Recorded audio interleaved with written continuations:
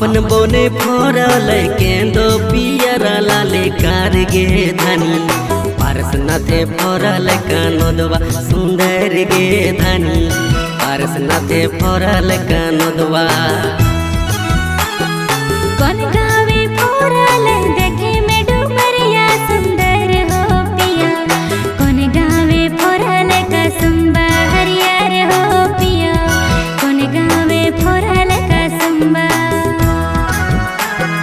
डुमरी में फरल देखे में डुमरिया सुंदर गे धनी